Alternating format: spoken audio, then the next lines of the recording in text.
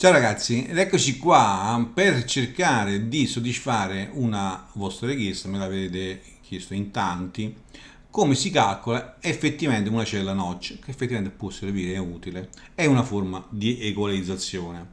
Per tale motivo ne voglio approfittare per cercare di chiarire questo eterno dilemma, equalizzazione sì, equalizzazione no, degrada, non degrada, la nostra qualità, ok, del nostro suono, e per cercare di farlo fisseremo dei punti, preferibilmente più stabili, ok? La premessa iniziale qual è? La risposta in frequenza e la fase sono legate indissolubilmente, matematicamente parlando, dalla trasformata di Hilbert, ovvero questa qua sotto, per chi volesse giocare un pochino con la matematica. Ovvero, al variare della risposta in frequenza, varia di converso di conseguenza anche la risposta in fase. Questa è la risposta in frequenza, questa è la risposta in fase, ok? In funzione, vediamo qua, per quanto riguarda i gradi, ok? Quindi viene da sé, ovviamente, se equalizziamo modificando la risposta in frequenza, modifichiamo anche la fase, ovviamente, e quindi di converso abbiamo sì uno sfasamento nel tempo. È più evidente appunto in questo grafico del ritardo di gruppo, che è espresso, vedete, in millisecondi, quindi in tempo, mentre quella classica è in gradi, come vi dicevo, ok? Quando affermiamo che una equalizzazione va a modificare la fase, è correttissimo, e ci mancherebbe pure, è tutto corretto, anche matematicamente abbiamo visto. Ma da ciò trarre una conclusione, la quale ci dice che ogni equalizzazione, a prescindere, peggiora il suono, non è proprio del tutto corretto, pardon. E questa distinzione va fatta, ok? La vera questions è cosa stiamo correggendo. Il problema non è se la fase varia, cambia, perché cambierà sempre e comunque finché la frequenza cambia, cambierà anche la fase. Quando noi scorriamo anche sulle asse delle frequenze, di conseguenza la fase sta variando insieme a noi. Ok? Se variamo in qualche modo la risposta, varia la fase. La vera domanda che ci dobbiamo porre è se tale correzione o variazione è coerente con la natura del sistema. Perché? Perché tali variazioni possono essere principalmente di due tipi: se è compensativa, ovvero è intrinseca, o è additiva, quindi estrinseca, cioè è interna o esterna al sistema. Ok? Quant'è che tale correzione è compensativa e quindi è intrinseca? Quando va a compensare una caratteristica interna del sistema, eventualmente ristabilendo anche un comportamento originale previsto, cioè va a ripristinare una funzione di trasferimento alterata precedentemente. In questo caso, la fase che segue coerentemente l'ampiezza della frequenza, il sistema ritorna a una condizione originale, che è corretta, ok? E non produce nessun degrado, assolutamente no, assolutamente no. Questo grafico non è nient'altro che un'equalizzazione A che calza a pennello, è emblematico ciò che stiamo accennando, è emblematico. La RIA non è nient'altro che una forte equalizzazione, ok? Di 20 dB sulle basse frequenze. Questa curva blu è l'equalizzazione applicata al segnale che è registrato sul nostro vinile. Si va a attenuare le basse per evitare che i solchi siano troppo ampi e poi la puntina non ce la farà seguire, e vengono amplificate alle frequenze alte, perché successivamente vengono attenuate e verrà attenuato anche il rumore, quindi aumenta il rapporto rumore. Ok? In questo caso, e abbiamo detto, ed è così, se equalizziamo la risposta stiamo anche variando la fase.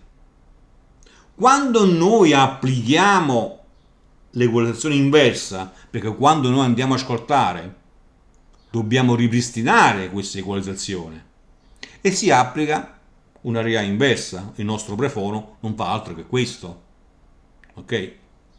Va a amplificare le frequenze basse e attenuare quelle alte. In questo caso preciso, quando il prefono, va a amplificare, quindi modificare la risposta alle basse frequenze e attenuare quelle alte, va a modificare anche la risposta in fase, che era stata modificata precedentemente. Quindi in questo caso è compensativa, è intrinseca al sistema. E nel modo più assoluto potremmo affermare che questo va a peggiorare in qualche modo la qualità del nostro suono riprodotto. Nel modo più assoluto. Anzi, per fortuna che abbiamo questa modifica e alterazione della fase dovuta alla modifica della risposta in frequenza tramite l'equalizzazione. Per fortuna. Perché è così corretta? L'abbiamo visto perché è così corretta. Perché attraverso la trasformata di Hilbert, che ci mostra la correlazione diretta tra risposta in fase e risposta in frequenza, le due trasformazioni finché restano coerenti, ok? Si può ripristinare e variare e si può anche, diciamo, successivamente modificare.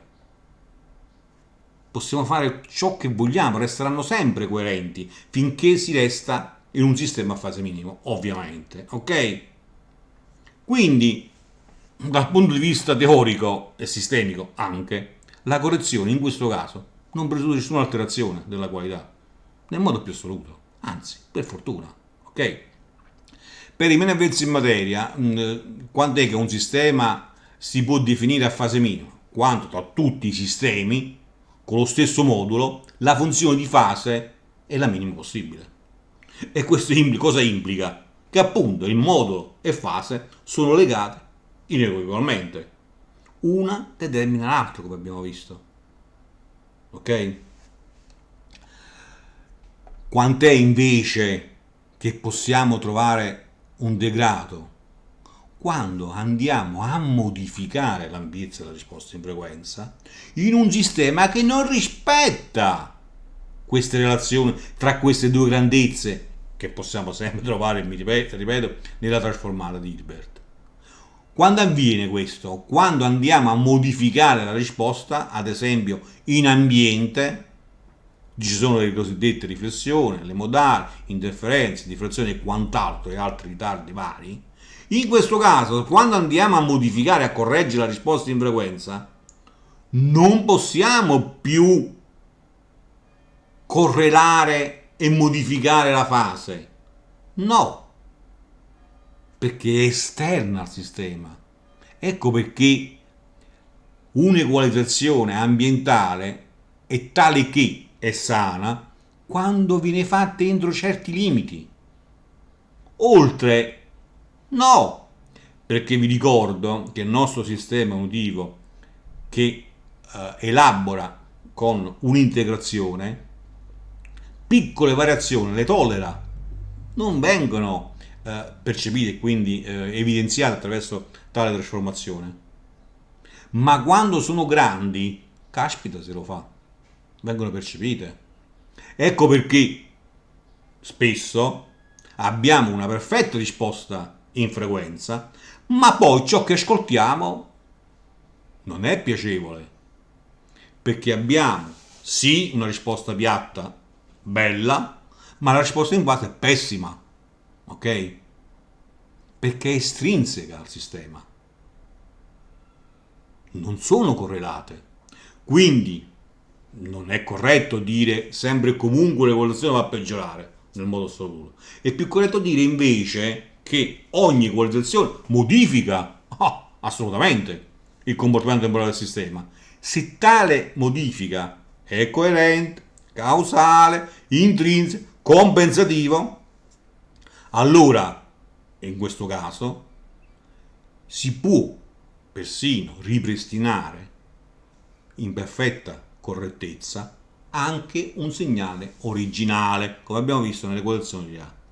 Se invece andiamo a correggere fenomeni estrinseci al sistema, geometrici ambientali, come abbiamo visto una risposta ambientale, quindi non a fase minima, allora il rischio giustamente è quello che miglioriamo la risposta in frequenza, ma peggioriamo quella di fase, quindi non c'è coerenza temporale. Quindi il problema non è l'equalizzazione in sé, assolutamente, il problema è capire cosa stiamo correggendo, perché lo stiamo correggendo e se il sistema può realmente essere corretto tramite l'equalizzazione. E attenzione, questo vale sia nell'ambito analogico che digitale. Attenzione, i sistemi cosiddetti a fase lineare ovviamente presentano sì una fase in uscita lineare, ma con quali costi? Con quali costi? Un sistema, un DSP, che vuole o si prefigge lo scopo di avere una fase lineare sempre e comunque in uscita, è un circuito molto elaborato che elabora moltissimo il segnale, moltissimo, e se queste elaborazioni non sono precise il risultato è pessimo. Abbiamo sì una fase lineare, ma abbiamo un segnale di uscita pessimo. Quindi non può essere innanzitutto un circuito economico. Quindi se acquistiamo un DSP a fase lineare di poche centinaia di euro, 100-200 euro, è un prodotto economico, perché il processo che ci sono alla base sono tantissimi, l'elaborazione è molto sofisticata, la quantità di dati che vengono elaborati sono tantissimi e fatti in tempo reale presume che ci sia un circuito di altissima qualità. Se no il problema è questo. Poi al limite ci ritorniamo. Ok? Bene, fatte queste dovute premesse, secondo me importanti, possiamo arrivare finalmente a questa nostra cella noccia di minabanda, che effettivamente è una forma di equalizzazione e può essere effettivamente di aiuto, può limare qualche breakup, può smussare qualche piccola insomma interferenza, ok, sulla risposta. Ma cos'è una cella eliminabanda, notch? È comunque una cella RCL ovviamente, quindi si basa anch'essa sulla risonanza del filtro. La possiamo vedere come una funzione inversa della cella passabanda, cioè questa, ok? Diciamo il sul reciproco, perché la cella passabanda conserva una banda, elimina in basso e in alto, ok? Mentre l'elimina banda elimina proprio quella banda e conserva tutto il resto. Ambedue le possiamo vedere come un intervento simultaneo di un passabasso e un passalto. Il passabasso è questa curva qua in alto della passabanda, questo vedete? Nella invece eliminabanda è questo che diciamo va a determinare l'F1, invece nel passabanda determina l'F2, questa qua. Il passalto invece va a determinare F1, cioè questa, nella notch va a determinare invece F1, questa qua, l'F2, questa qua, vedete? Questa è qua, e questa è questa qua, ed è questa, ok? Ora noi possiamo calcolare la risonanza del filtro, ovvero F0, centro banda, con questa formuletta. Lo possiamo fare tranquillamente, non è la fine del mondo. Possiamo addirittura calcolare L C, cioè l'induttanza, il condensatore, possiamo calcolare l'estensione, larghezza di banda, e il Q, cioè la profondità di detto filtro, ok? Cioè quanto è profonda questa attenuazione. Qui vi ho mostrato in modo semplificativo il circuito. Se effettivamente togliamo C, cosa ci resta? Un'induttanza in serie sul carico, che effettivamente è un passabasso. Se invece ci conserviamo il condensatore e eliminiamo l'induttore, cosa abbiamo? Abbiamo un passalto di primo ordine, come vedete. Insieme abbiamo la nostra cella, ok? Qualcuno mi dirà, Pasquale, ma io devo fare una sola cella in tutta la mia vita, posso mai fare tutto questo ambaradàn di calcolo? No, assolutamente no. Certo che no, si può fare tranquillamente, ma effettivamente, voglio dire, per chi fa altro nella vita, insomma, mettersi là a calcolare, se poi il calcolo è preciso e esatto, no, no, assolutamente, nessun calcolo, ok? Questa è la nostra celletta, come ci la troviamo poi nel circuito, può essere sia parallelo che serie, i calcoli sono gli stessi. Ci possiamo far aiutare ci possiamo far aiutare dai calcolatori online. È chiaro che è un calcolo sempre grossolano, ce ne sono.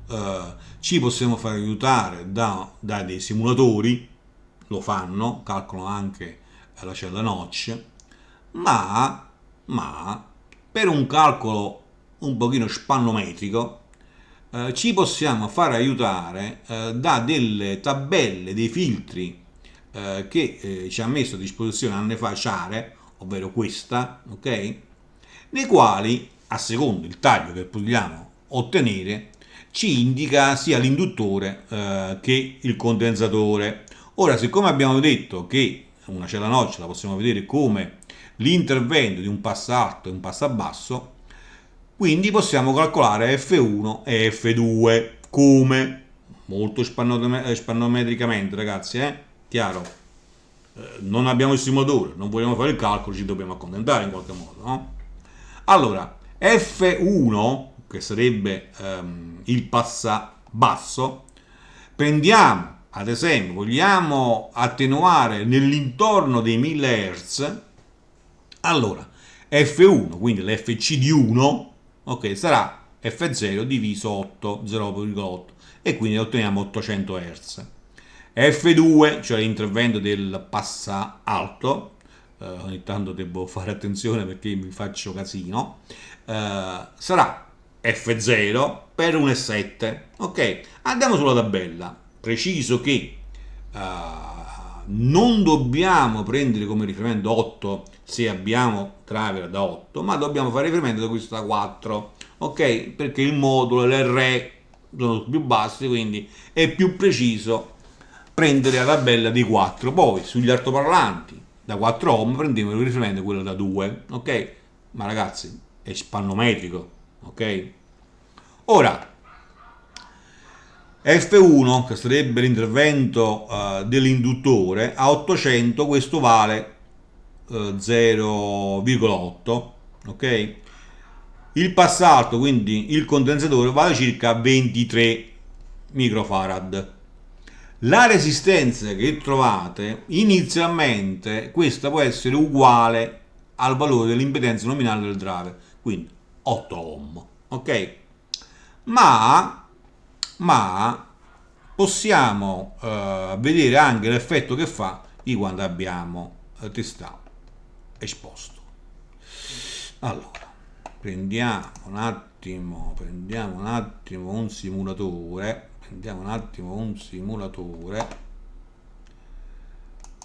che prendiamo un box sim, va? Prendiamo box sim, ci carichiamo, sì, questo, tanto dobbiamo solo vedere un attimo se puliamo un attimo tutto quanto, sì, solo la risposta, andiamo sul filtro, abbiamo detto, allora mettiamo qua un induttore da 0,82, 0,52 è troppo alto, e un condensatore da 23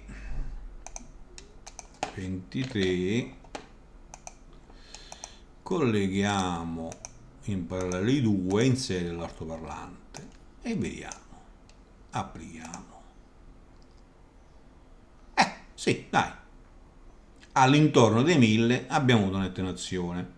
Ovviamente, come le formulette ci indicavano, la larghezza di banda è data dalla differenza dei due tagli, quindi più sono distanti più si allarga questa. Poi il Q è dato sia dalla differenza di queste sia dal valore di R, ovviamente, ok? Perché interagiscono fra di loro. Difatti, se andiamo a aggiungere una resistenza di piccolo valore, ad esempio un ohm, cosa succede secondo voi? Succede che l'intervento della cella diminuisce. Perché? Ovvio, perché la resistenza funzionerà da partitore e la corrente attraverserà il resistore e non più interamente attraverso la cella, quindi il suo intervento diminuisce e di fatti così è. Quindi aumentando R attraverserà meno correnti il resistore e andrà ad affluire attraverso la cella, quindi il suo intervento aumenta. Vediamo. E infatti così è. Ok? Ora, se andiamo a, dicevo, modificare il valore dell'induttanza, l'aumentiamo, la cella si espande, quindi aumenta anche la larghezza di banda, ma si sposta anche F0 ovviamente. Questo succede anche se andiamo a modificare il condensatore, ovviamente. Ok? Bene, non credo che spannometricamente si può fare diversamente, non credo. Vi ripeto, attraverso il sinomotore si può, Boxsim mi sembra che non ce l'ha, però Speaker Sim ce l'ha, sì, sì, sì, sì, sì, e poi anche altri simulatori. Ma dicevo, poi di calcolatori online ce ne stanno. Quindi, a prescindere che è tutto un pochino grossolano, come si vince anche da questo piccolo esempio che abbiamo fatto, poi bisogna affinarlo, ok? In verità ci vorrebbe una misura, ok? Quindi si applica la cella, si misura e poi si va a affinare modificando i valori, ok?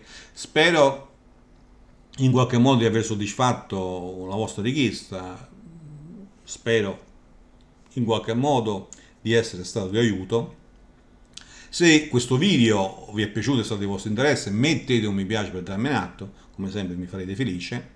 E nulla, con la speranza di non aver commesso qualche grosso errore, segnalatemelo, correggiamo, non mi sembra giusto. Dicevo, mi fermo qua, ci sentiamo per la prossima, ciao!